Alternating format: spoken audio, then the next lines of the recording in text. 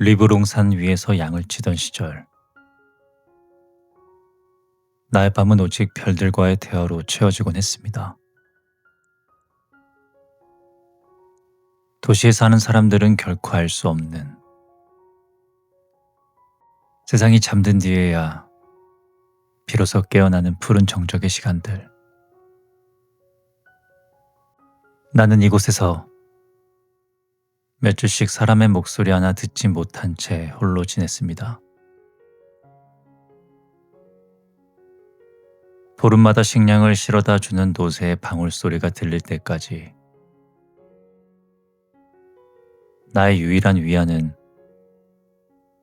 밤하늘을 가로지르는 은하수와 내 곁을 지키는 충직한 사냥개뿐이었습니다.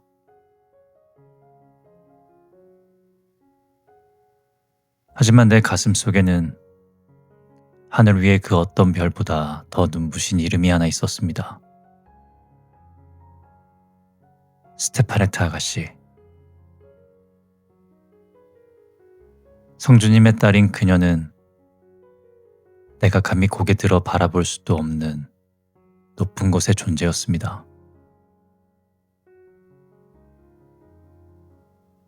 나는 그저 그녀가 보냈을 빵과 포도주를 건네받으며 그 봉투에 스며든 미세한 향기를 맡는 것만으로도 충분히 행복했습니다.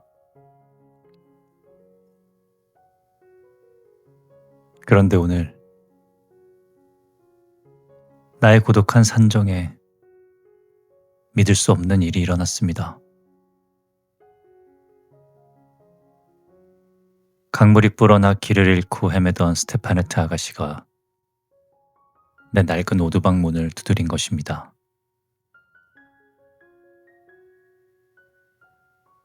젖은 옷을 입고 파르르 떨며 그렇게 떨고 있는 그녀를 보았을 때 나는 내 심장 소리가 산 아래 마을까지 들릴까봐 겁이 났습니다. 나는 서둘러 모닥불을 피우고 가장 부드러운 양털을 깔아 그녀의 자리를 만들었습니다. 내 평생 가장 고귀한 손님을 맞이한 순간이었죠. 밤이 깊어지자 아가씨는 밖으로 나와 내 곁에 나란히 앉았습니다. 쏟아질 듯한 별무리가 우리 머리 위로 흐르고 있었고 서늘한 밤 공기는 우리의 숨결을 하얗게 흩뿌렸습니다. 이 별들의 이름이 뭐니? 그녀의 나지막한 목소리가 내 귓가를 스쳤습니다. 나는 그녀에게 성요한의 길과 세 명의 왕들, 그리고 길 잃은 영혼들을 인도하는 별들에 대해 이야기해 주었습니다. 그녀는 내 이야기를 들으며 조금씩 눈을 감았고 어느 순간 그녀의 머리가 내 어깨 위로 살며시 내려앉았습니다. 순간 난 밤하늘의 수많은 별 중 가장 아름답고 순수한 별 하나가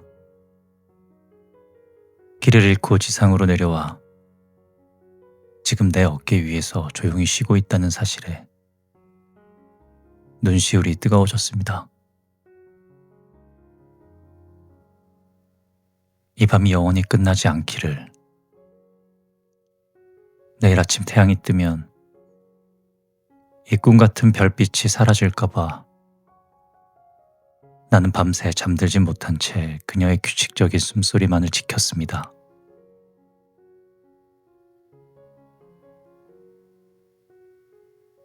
나의 리브롱 산 위로 세상에서 가장 거룩한 침묵이 흐르고 있었습니다.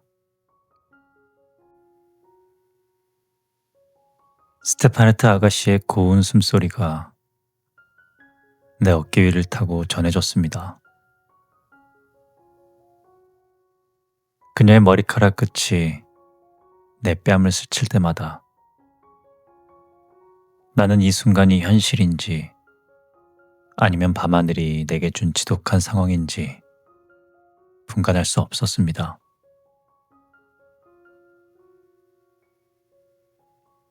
산 아래 마을의 불빛은 이미 꺼진 지 오래였습니다. 세상은 오직 우리 두 사람만을 위해 멈춘 것 같았고, 어둠은 우리를 외부의 모든 시선으로부터 상냥하게 가려주었습니다. 나는 그녀가 깨지 않도록 몸을 아주 조금도 움직이지 않았습니다. 내 어깨 위에서 쉬고 있는 이 소중한 별이 작은 움직임에도 다시 하늘로 날아가 버릴 것 같은 느낌이었기 때문입니다.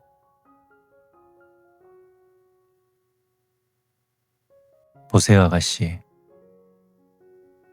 저기 은하수가 흐르는 길을. 나는 잠결에 설핀 눈을 뜬 그녀에게 나직이 속삭였습니다. 그녀는 꿈결인 듯 내 목소리를 따라 밤하늘을 올려다보았습니다. 저기 가장 밝게 빛나는 것이 성 요한의 길입니다. 프랑스에서 스페인까지 곧장 뻗어 있지요. 그 옆에 세 줄로 늘어선 별들은 세 명의 왕들입니다. 그들이 우리처럼 길 잃은 자들의 길잡이가 되어주곤 하지요. 그리고 저 아래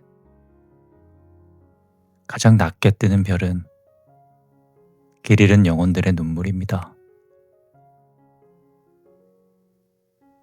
스테파네타 아가씨는 내 이야기를 들으며 맑은 눈을 깜빡였습니다.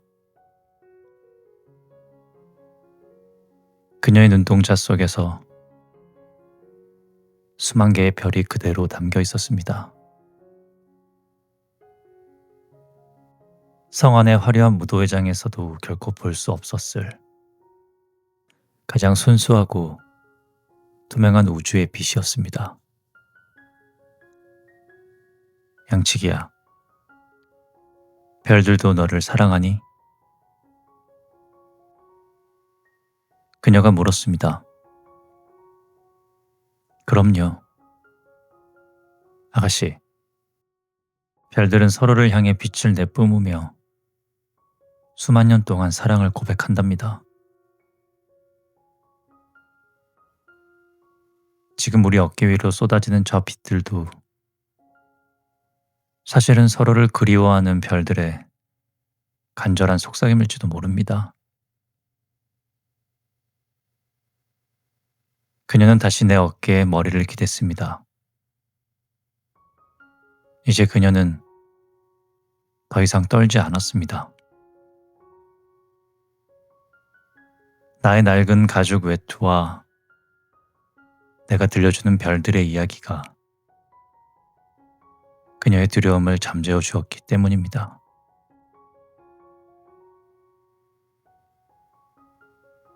나는 밤이 새도록 그녀의 곁을 지켰습니다. 내 생애 가장 긴 밤이었지만 동시에 가장 짧은 밤이기도 했습니다. 하늘의 별들이 하나둘씩 빛을 잃고 새벽의 푸른 기운이 밀려올 때까지 나는 내 어깨 위에 내려앉은 이 지상의 별을 세상에서 가장 귀한 보물을 지키듯 바라보았습니다. 이 밤이 가면 그녀는 다시 성으로 돌아가고 결국 난 혼자가 되겠죠. 하지만 상관없습니다. 오늘 밤 우주는 오직 나를 위해 이토록 아름다운 기적을 허락해 주었으니까요.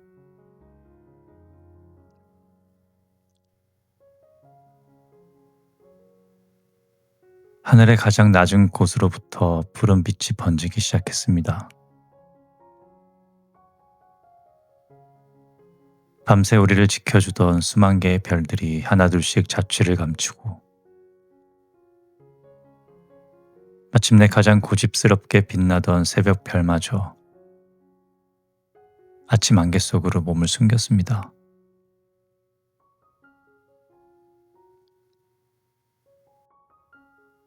내 어깨 위에서 고요히 숨쉬던 스테파네트 아가씨가 천천히 눈을 떴습니다. 잠에서 깬 그녀의 눈망울은 새벽 이슬처럼 맑고도 서글펐습니다. 우리는 아무런 말도 하지 않았습니다. 이미 태양은 산등성이 너머에서 우리의 현실을 불러내고 있었고 간밤의 그 마법 같은 시간은 이제 기억의 영역으로 넘어갔기 때문입니다. 고마웠어, 양치기야. 그녀는 내 낡은 가죽 외투를 벗어 건네며 짧은 인사를 남겼습니다. 그 외투에는 여전히 그녀의 온기와 은은한 향기가 배어 있습니다. 그녀가 노새를 타고 산 아래로 내려가는 뒷모습을 보며 나는 그녀가 흘리고 간 작은 별 조각 하나를 가슴에 소중히 갈무리했습니다. 마을 사람들은 결코 알지 못할 것입니다. 이 리브롱 산맥의 가장 높은 곳에서 가장 비천한 양치기의 어깨 위로 가장 고귀한 별 하나가 내려와 쉬었다는 사실을 말입니다.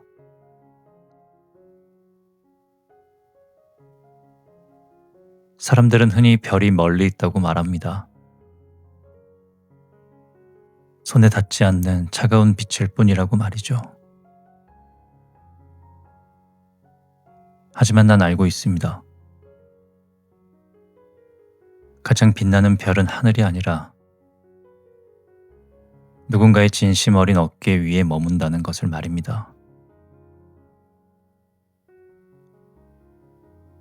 비록 아가씨는 다시 화려한 성으로 돌아갔지만 나는 다시 이 고독한 산에서 양을 치며 살아가겠지만 이제 나의 밤은 예전처럼 춥지 않을 것입니다. 밤하늘을 올려다 볼 때마다 나는 내 어깨에 닿았던 그 부드러운 무게를 기억할 테니까요. 아름다웠던 나의 별, 나의 스테파네트 아가씨. 당신은 영원히 내 마음속 가장 깊은 곳에서 가장 높게 지지 않는 빛으로 남을 것입니다.